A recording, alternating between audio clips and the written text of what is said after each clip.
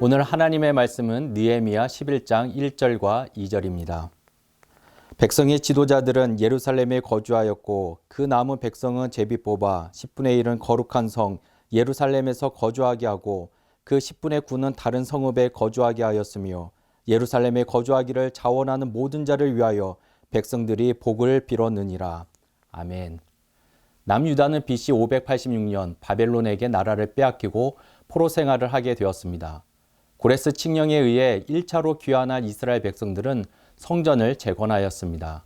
하지만 여전히 성벽은 재건되지 않았습니다.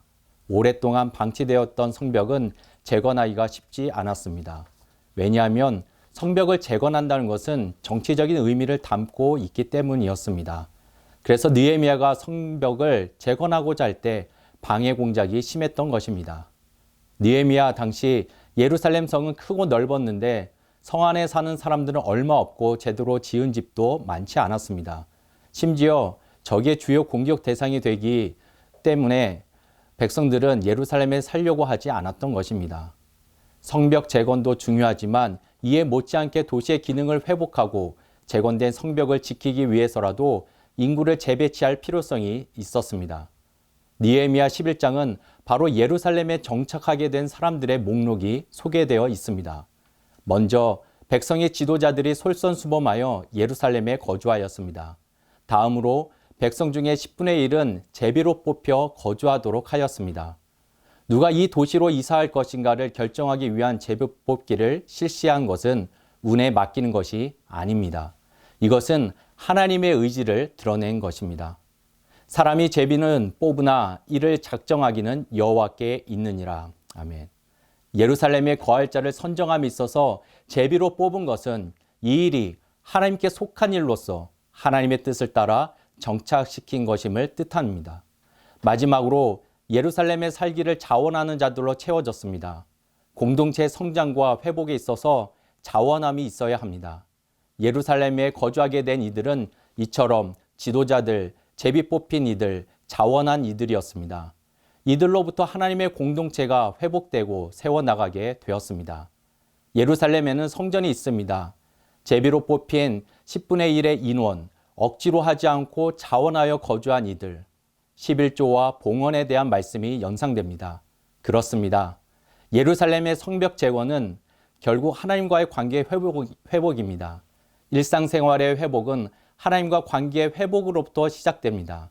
하나님께서 원하시는 모습으로 이스라엘 백성들이 바로 서야 하는 것입니다. 하나님께 우리 자신과 우리의 삶이 올바르게 드려져야 하는 것입니다. 나는 너희의 하나님이 되려고 너희를 애굽 땅에서 인도하여 낸 여호와라. 내가 거룩하니 너희도 거룩할지어다. 아멘. 레위기서에서 구원받은 우리들에게 하나님께서 요구하십니다. 그것이 바로 거룩함입니다. 왜냐하면 하나님께서 거룩하시기 때문입니다. 거룩함은 중요한 의미가 있습니다. 그것은 바로 분리, 구별이고 다른 하나는 온전, 완전입니다. 하나님께서는 예루살렘을 구별시켜 놓으셨습니다. 그리고 온전해질 수 있도록 하나님께서 주권적으로 일하셨습니다. 예루살렘은 하나님에 의해 거룩한 성이 되었습니다. 예루살렘에 정착하여 거주하게 된 지도자들, 제비 뽑기에 뽑힌 이들, 자원하여 거주한 이들을 통해 깨닫게 됩니다. 그것은 솔선수범, 순종, 자원함으로 거룩함을 이루어야 한다는 것이죠. 욕심 때문에 혹시 거룩함을 잃어버렸습니까? 불순종으로 거룩함을 잃어버렸습니까? 억지로 하는 마음으로 거룩함을 잃어버렸습니까? 잃어버린 거룩함 때문에 우리에게 근심거리가 생기게 됩니다. 근심거리는 그 시간을 통해 하나님은 우리에게 다시 한번 거룩함을 회복할 것을 요청하는 것을 우리는 느끼게 되는 것이죠. 성전 재건과 성벽 재건의 과정을 통해 예루살렘을 구별하여 온전히 세워나가시는 회복의 하나님을 경험하게 된 것입니다. 성전과 성벽 재건, 곧 우리의 예배와 일상생활 모두 하나님의 거룩함을 드러내는 것, 여기에 회복의 목적이 있는 것입니다. 성화, 끝까지 거룩함을 잃지 않으시기를 주님의 이름으로 축원합니다.